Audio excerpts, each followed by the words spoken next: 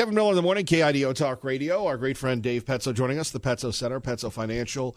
A lot of things in the news today. Let's start with a big one. The New York Times has done a story called Who Owns the West?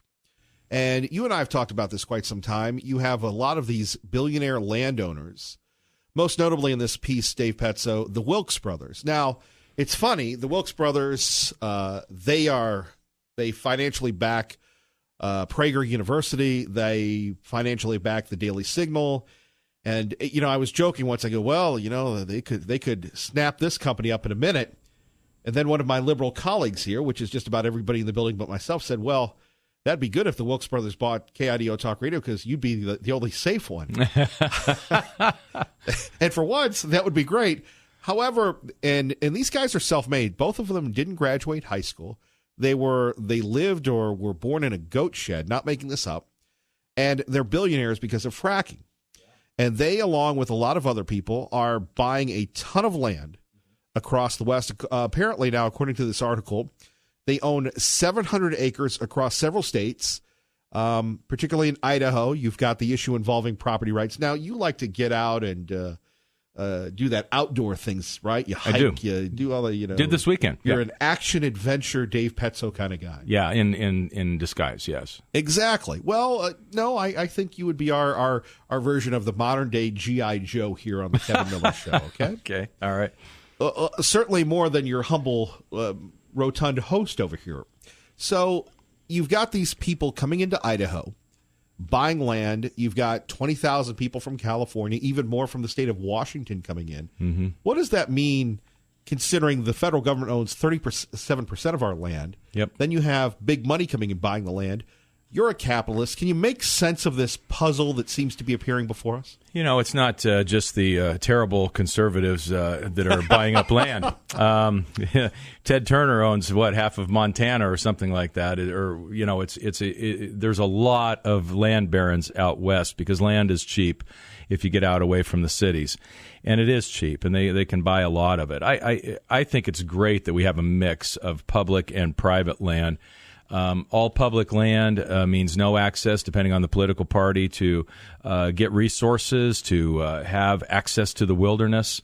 I know in just my lifetime here in Idaho, just my lifetime going up to the Polybemis Ranch, that we've seen from when it was okay to take a raft out of the ranch and they'd pick you up in a jet boat and take you back. You could do that. Now you can't do that at all. Then it went from that to then you could only come in that way and then or leave that way. Now you can't even get in a jet boat without a permit every day. Right. Why? Because the Forest Service, they never say it. Now, that's a government thing, but we're talking about these private... the combination, I'm afraid if the government had all the property, that this is the kind of thing that would happen all the way through. Now, let me ask you a liberal progressive question. Yeah. Which is weird because every time you come in, I turn into liberal. But look, that is a little weird, Kevin. Yeah. For entertainment purposes only, if it was given up to the private folks, would they be better stewards of the land? The argument from conservationists is, well, if you give it to the private people, they're going to build all these things and destroy public land. It'll either be dirtbag trails or there'll be massive condos, and it'll be only available for the rich, kind of like Sun Valley. Right. Well, the answer is, of course it won't, because they're the stewards, the good stewards of the land. The best steward would be a rancher or a farmer who is trying to have it for generation after generation, right? But they're pushed out. But Kevin, I think this balance that we have between private and public is really a good balance, where you still have multi-use, meaning private. And again, as we see the public lands being taken away from people like me that had every right to be there 30 years ago, now I can't be there. I can't take a raft into a property that I own. I think it's really ridiculous. Well, but anyway. You build upon that, though. Now you have the rich landowners coming in and cutting off public roads that people need to go to their homes. Yes. They can't do that, and we do have laws to protect us against that. They're right-of-way laws, but they're doing that, and they've been exposed, and it's kind of crazy when you think about it. Now, we've had people that have reported in that there have been people with guns monitoring these things, ex-special forces people that don't share the Idaho way. Correct. Well, and it's no different than the folks. It is different. I get that. They broke the law, the folks in Oregon the ranchers that pushed back against the federal government, but you can't do that. If you're pushing back against private, then at least we have laws to push back against that. What I'm trying to get at, Kevin, is I don't think that having the lands in private hands necessarily is bad. And I don't mean all of it. I mean some of it, where we do have developments, we have a building population, and we do want to have access, meaning let's say we have people, and again, I'm not trying to go to the ridiculous extreme, but if we have people who are handicapped or are infirmed in some way, they can't go hiking 7 miles up a trail. They simply can't. So we need to have places they can go to see the beauty, to fish, to do all kinds of things, and that takes development. Our great friend Dave Pezzo joining us here, but it's getting national attention, and it's an issue that continues to percolate here with the listeners, and you just have to wonder the future of the state. On one hand, you have the feds. On the other hand, you have the rich people coming in from out of state. Does there need to be some type of limit on how much land they can buy? There you love it, some government intervention. Yeah, some more. That's right up your alley. Way to go, Mr. Lib. I know, just like you said, we need more government. Every time we get together, you tell people that. Kevin, I don't think we need more. I think it's fine. And I tell you what, if Ted Turner bought it, nobody would have said anything. And Ted Turner did buy thousands, maybe millions of acres over a 20 and 30-year period, and nobody says anything about it. You get a couple of guys who are self-made and become billionaires, and now it's a big problem. So I really think it's just a political problem. It's not a problem.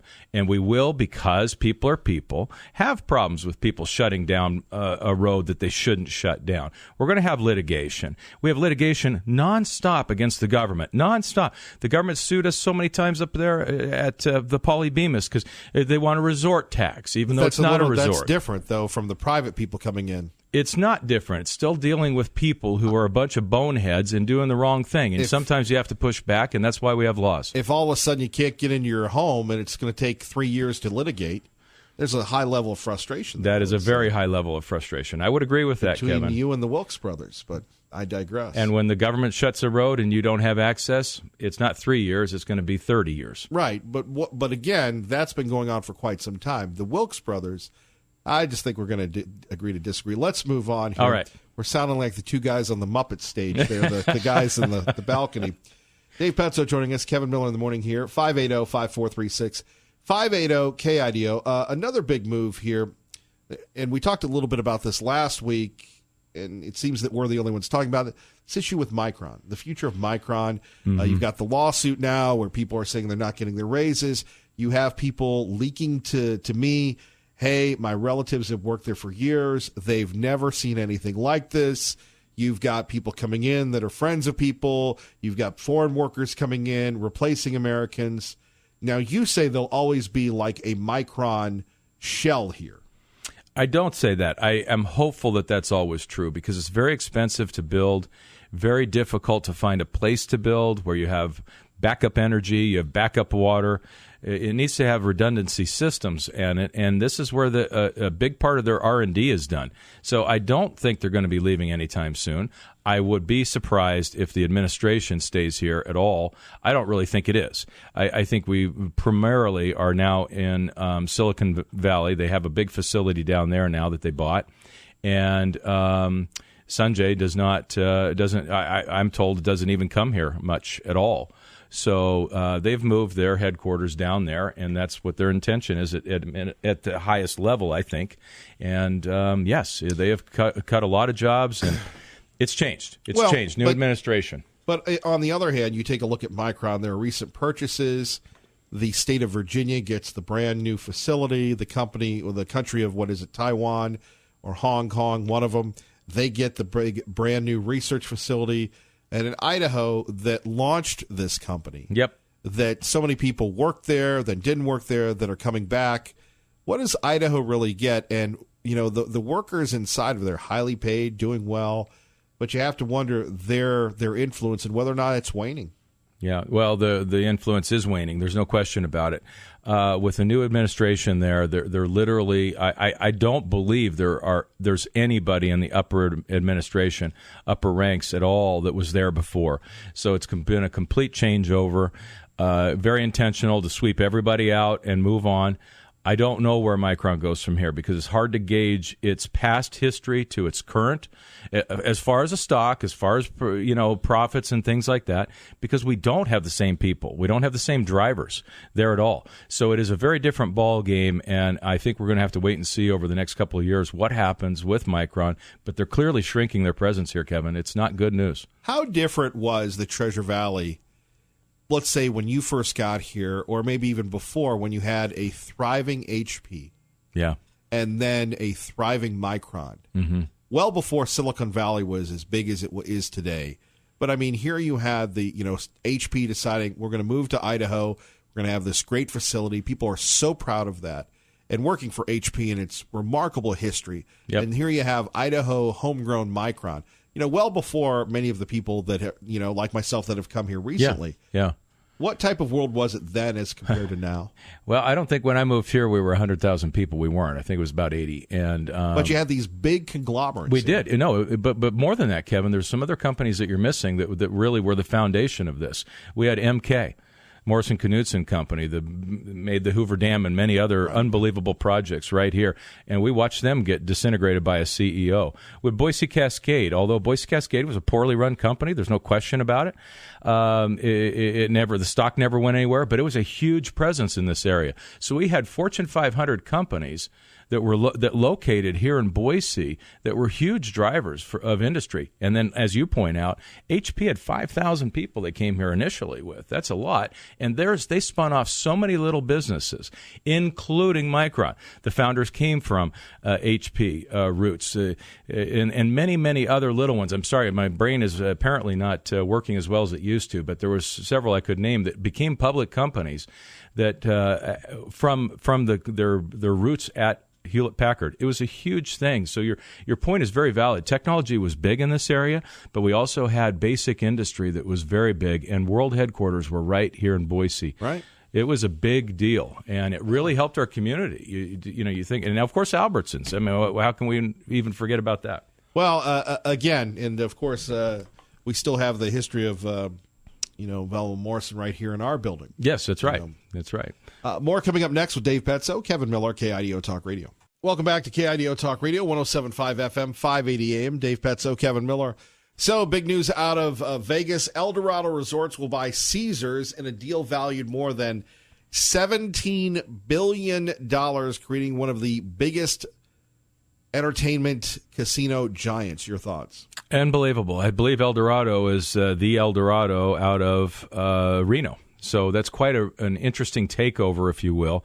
It shows you the downfall, how difficult things are when you get too much debt. For example, Caesars really almost went under a couple times here, and it was a much larger company. Eldorado hung in there, didn't pile on a lot of debt, was basically family-owned for years, and is now taking over the Caesars company, which is global. It's actually global. Eldorado wasn't. So we're talking about a little company buying out a big one. Right. So big one with, will resources there be cutbacks or anything, do you think? I mean, will they in the administrative office turn down the slots tables? I mean, I don't go to those facilities, so I don't know anything about that. Well, that's the cool thing about it, Kevin. You don't have to go. And if people do go and they don't like the deal they're getting anymore, they stop going. And that's what's happened to casinos everywhere. You have to have a value proposition, or people won't go.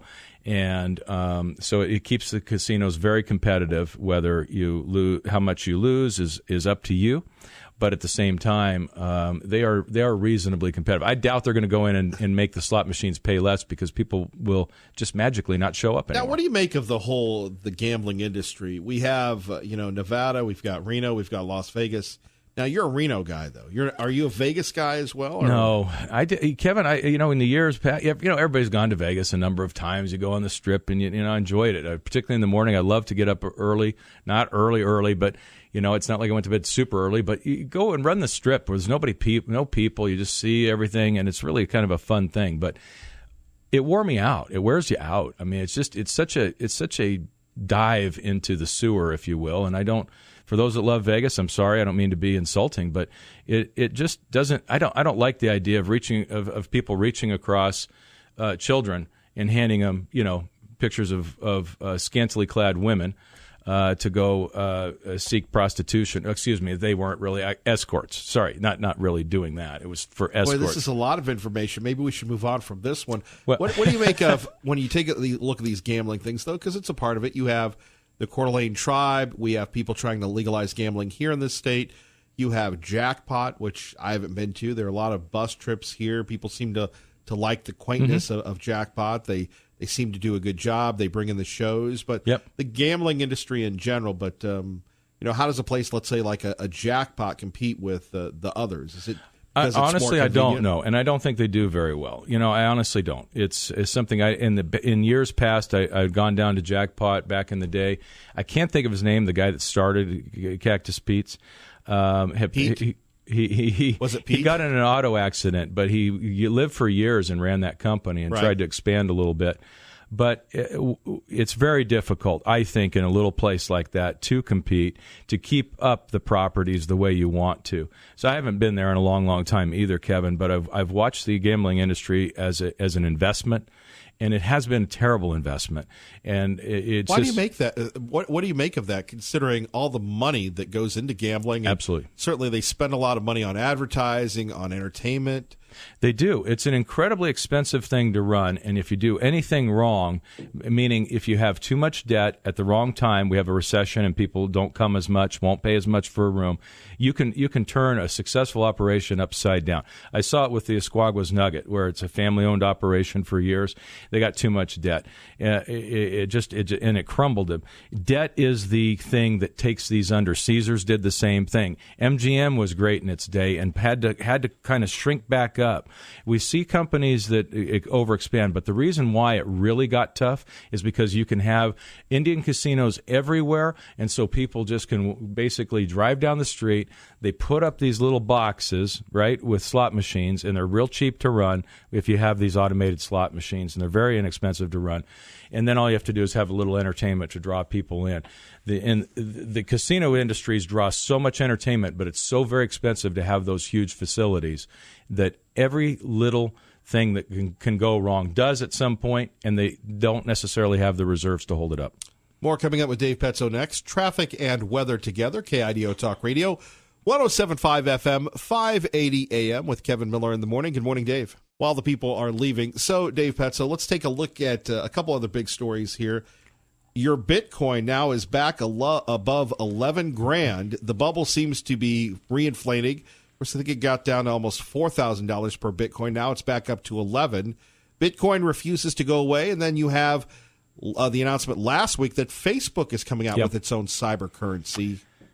Facebook and many other big companies are putting in $10 million each. I mean, many. And I believe a total of something like $200 million to develop this new cyber currency that they want to try to have other vendors utilize for safety reasons, all the ease, and also transaction costs, because it costs money to swipe that credit card, 2 to 3% for most all vendors. And so that's just a lot of money that comes off. If you have less friction, you have more profits, and that's what they're really shooting for.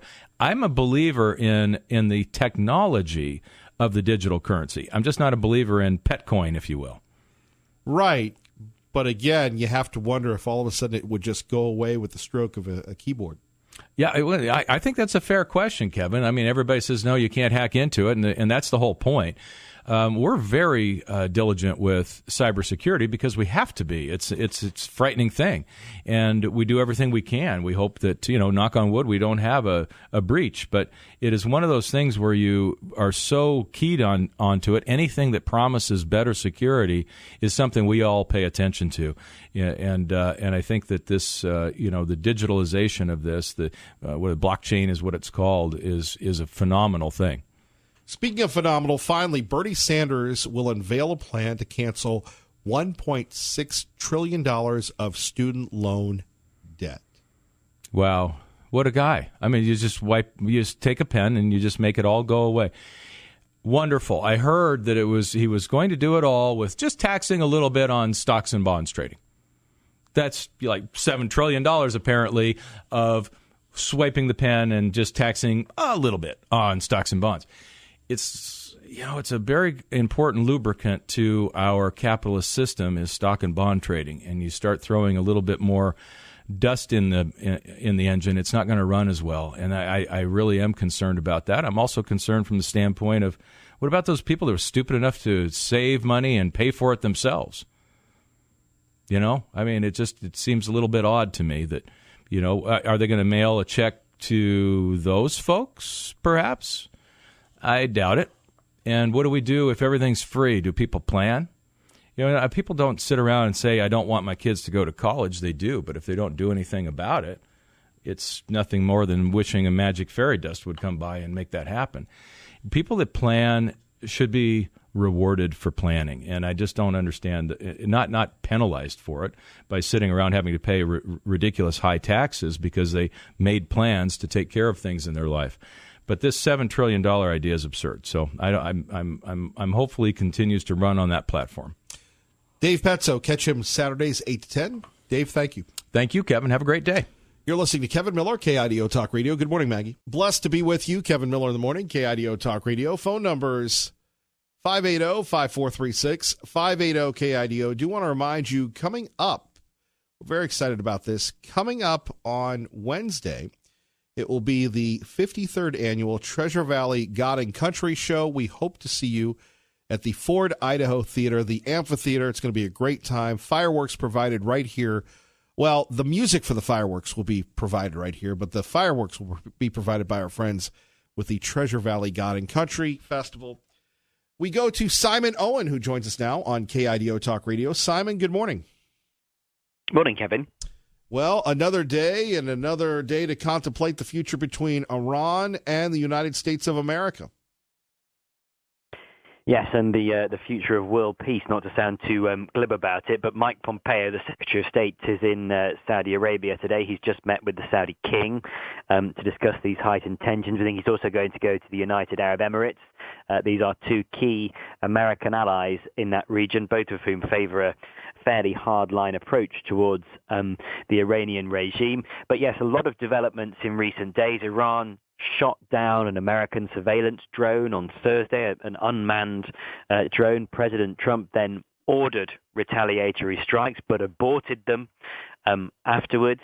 And over the weekend, there have been reports that the U.S. has instead carried out cyber attacks on the Iranian military. Now, Iran is saying today that those attacks failed, or at least that's what it's claiming, but it sounds like something has happened in the cyber sphere. But amid these tensions, President Trump's special representative for Iran, a man called Brian Hook, has been speaking to reporters today, and he was saying that the president is ready to talk to the Iranians to discuss a potential deal to lift American sanctions. But it seems that this would have to be only in the event of Iran reining in its nuclear program, reining in its missile program, reining in its meddling in other countries' affairs in the Middle East, and whether Iran is willing to engage on those terms is unclear. Well, we've heard that before for years and years and years. Administrations near and far, America and Europe, have always looked at that, and unfortunately, you have the circle repeating itself with the Iranians. Yes, I mean, I think the difference in recent days is that while these two countries have been, let's say, at odds for many years, this situation with the drone was the closest that they've come to an actual military confrontation for years, and that's been the difference here. And it's a question of is there an off-ramp, I suppose, through diplomacy that could feasibly be used by either side? And President Trump took this approach with Kim Jong-un of North Korea. There were all sorts of threats between those two being exchanged, basically threatening nuclear war against each other, and then they got round to meeting. Nothing has necessarily changed a great deal with the North Korea crisis, but it has calmed down a bit. And is there the potential there? Iran is a very different animal, a very different country to do business with, but that seems to be the option that the US is putting out there. Is both sides throughout this have said that they are willing to hold talks, but each time they've always called for the other side to move first. Now, saying that, we have had comments from Iran today from an advisor to President Rouhani, saying that that he restated this long-standing demand that the U.S. would have to lift sanctions in line with the Iran nuclear deal from 2015. But this advisor also said that Iran could be willing to discuss new concessions if the U.S. was willing to put new incentives on the table. So there is perhaps a slight softening there. This is only one advisor talking. It's very different coming from the president or the supreme leader himself. But maybe there is the opportunity in the coming days to explore whether there is potential for talks, despite all the water that's gone under the bridge. At the same time, it would be remiss of me not to mention that Iran's naval commander has also been speaking in the past few hours, and he has said that Iranian forces would not hesitate to act again to shoot down more American drones if Iran claimed that they violated their airspace. Indeed, of course, when you take a look at this, obviously, you wonder what is the other point of view. What are the European allies of the United States thinking of this, sir? Well, they're anxious. They're concerned about the way that this is going, not because they think that the US or Iran are spoiling for a war, that they want a war to break out, but that something could accidentally trigger a conflict. The British Foreign Secretary, a man called Jeremy Hunt, he said, "We are very concerned. We don't think either side wants a war, but we are very concerned that we could get into an accidental war, and we are doing everything we can to ratchet things down." And indeed, a senior UK government official was in Iran at the weekend, urging them to calm things, to cool things, to lower the temperature a little. And the UK has made similar noises, we know, to US officials as well. So that's the European. I think most Western European powers would be in line with what the Brits are saying on that. They are quite concerned that something could happen accidentally here. Not necessarily that any side's going to set out for a war, but that one could be started by mistake. And to see $100 million drone being shot out of the sky and over the Strait of Hormuz, that's something that gets other countries very, very rattled indeed. Simon Owen, Fox News Radio. Thank you, sir. Thanks, Kevin. Thank you. Appreciate you. Let's go to Pro-Life, who's been very patient on KIDO Talk Radio with Kevin Miller in the morning. Good morning, Pro-Life. Yeah, the Wilkes brothers bought a lot of land in especially Valley County and Boise County. If they're supporters of Prager University, I think they're very good people, and we should be thankful that they're in our state, and we should welcome them. We should say, hey, move from Texas up here and have your personal residence up here. At least split your time from Texas or up here to Idaho, and we need those kind of people here in our state. They will create more jobs and more economic opportunity than, say like some Sierra Club conglomerate group of liberals bought all that land. They would tie it up more than the Wilkes brothers would. Well, I don't think they want to move here. I think they want to just buy the land. For what? I don't know. Well, it's a good investment. And why did they choose Idaho? They could have chosen Oregon, Washington, some other place.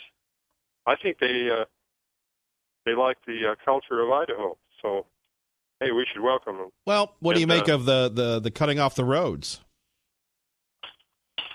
Well, they have the right to do that. That's their property. Now, well, apparently, according to the government, they don't have the right to do that.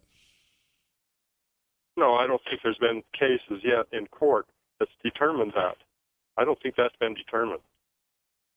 That's private land.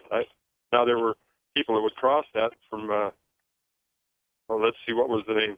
Potlatch, I think, owned it, and Potlatch let people cross that, so then people believe that because Potlatch did that, then that creates a right-of-way for the people that buy it. But that doesn't necessarily, that's not in the deed. That's not in the... So you're agreeing with the Wilkes brothers cutting off the land to people? Yeah, if they need to, if they want to. If they want to control it, I don't think they want to... Now, let me just share with you a piece. By the way, Pro-Life talking about an issue we talked about earlier from the New York Times, who gets to own the West. The Wilkes, who now own some 700,000 acres across several states, have become a symbol of the out-of-touch owner. In Idaho, as their property has expanded, the brothers have shuttered trails and hired armed guards to patrol their acres, blocking and stymieing access not only to their private property, but also to some publicly owned areas. This has drawn the ire from everyday Idahoans who have hiked and hunted on those trails for generations. Yeah, they did that because Potlatch allowed that. Well, the heck with Potlatch. Let's go to what we're saying today, where you have armed guards, and we have had firsthand reports that people have leaked to me saying you have ex-Special Forces people patrolling these lands, and they're not very friendly. Well, I mean, that's just the way it is. If private property rights dictate that you can do that, we're not going to let. We're stupid communist socialists if we're going to say that we're going to have the government overrule private property rights. If you want to protect your property, you have the right to do that. There's nothing wrong with that. So gating up access to public lands and public roads is okay with you? Well, if it's public land, then there should be access. But this is now private land. So what? Why do we have to have this argument about what somebody can do on private land? You can do what you want to on private land. That's the American way. Well, I think we're going to find out about that. Yeah, we will find out about it, and most of the people are. Now, let me hit you with this, and before you start bashing public school people on KIDO Talk Radio, and this is what I love about this show. We can agree to disagree. 580-5436, 580-KIDO. On one hand, you have the federal government owning almost 40% of the land here in the state. Right. On the other hand, you have people that said, we used to do cut timber. We used to have a thriving industry. We've been put out of business either by the EPA or the feds or whomever. We have forest fires that rage all through the state. And then we have the Wilkses and others. Look, they're self-made guys. They didn't graduate high school, and they're billionaires. God bless them. But, Idaho is special. Every day I learn more about the significance of people that, want to go on trails. They want, you buy a home and a road has been open for quite some time, and then all of a sudden it's shut down. And then you have this new law that if I step on your property, I can be arrested for trespassing. It's pretty darn ridiculous when it comes to common sense. Don't you agree? It's not a new law. Private property is private property. There's no new law about it. That's the old law. And we need to respect the old law that private property rights are, the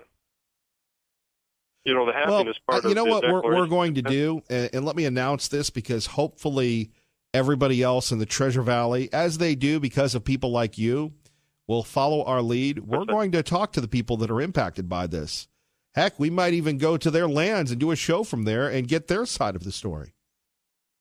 Well, here's what I suggest. I suggest you try to get the Wilkes brothers on your program. The Wilkes brothers are welcome on this program. They're welcome to do anything. Look, we love getting both sides on it, but when you're billionaires and you own the conservative industry, heck, they might buy this entire company. And then it might be the end of us, but hopefully because I'm a conservative, the Wilkes brothers will keep me around. Well, hey, maybe George Soros should have bought it. You probably would like that, You'd say, well, Kevin, that's what you get. You disagree with the Wilkes brothers, they buy the radio station, and now you're working for Amazon delivery service. No, listen. If the Wilkes brothers bought your radio station, you'd be more secure. This radio station would be more in line with Idaho instead of in line with. I would hope so, else. Man. The libs around here. Thank you, pro-life. Oh, God bless KDIO. Hold on. KIDO. Say it after me. KIDO Talk Radio. Kiddo Radio. That's the one. Oh, you're a curmudgeon. See ya. All right. Let's get your thoughts on this. Land, if you buy the land, are you allowed to do whatever you want, including cutting off access to public roads? Kevin Miller, KIDO Talk Radio. And let's go to the phones. Jason, good morning. You're on KIDO Talk Radio with Kevin Miller. Good morning, Jason. Hey, good morning. I've been here about probably 6 months from Washington State. I listen to you every morning. Sometimes I enjoy it. A lot of times I don't. I think it's really important to understand the scope of existence because, the topics that you cover are great. They're important, but also, a lot of the things that you're worried about or talk about seem to be kind of outdated ideals when it comes to conservation and preservational, points of view. I mean, I think at this point in this country, especially in the state of Idaho, it's about adaptability, and how funds are allocated,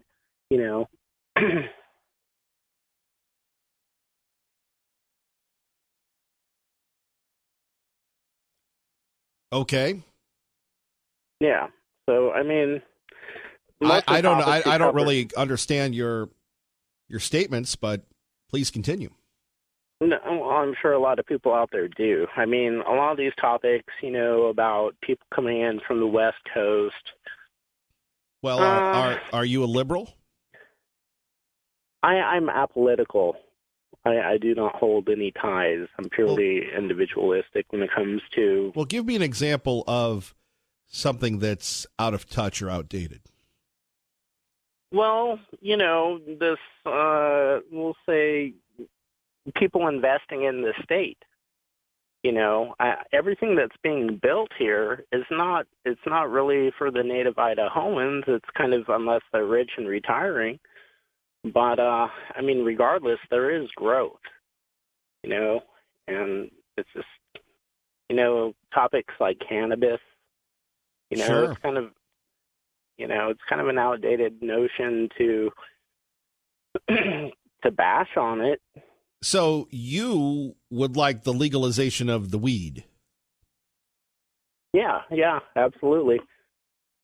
But, I mean, it's people investing in America regardless. I mean, I've been to 38 states, been to, a handful of countries. I've been rich, I've been poor, I've been political, I've been religious. I've also had withdrawn stances on everything. But whenever you talk to people, it just seems to be kind of a one-sided, forgive me, totalitarian point of view. Well, is that the experience we're having right now? No. But I'm just saying, instead of making a hot topic out of some things that are just kind of outdated subjects and with the rest of the country, perhaps you should adapt and accept the change instead of, fighting it, I'd rather be on the wrong side of history.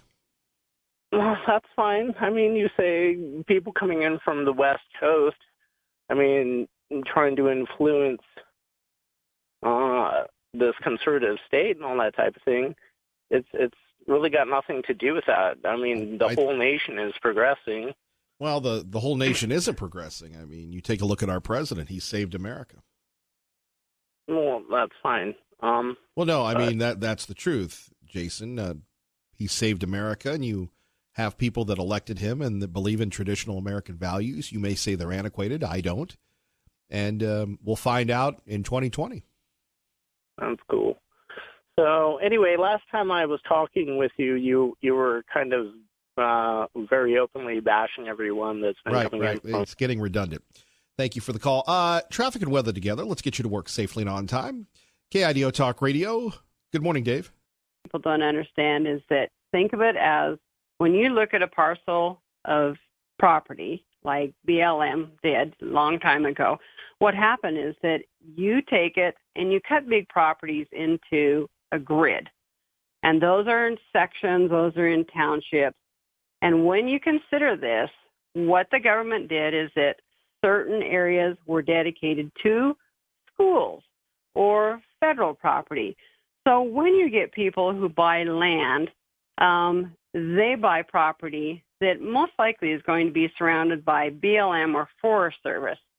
So sometimes people think that they have the right to cross that private property. They don't.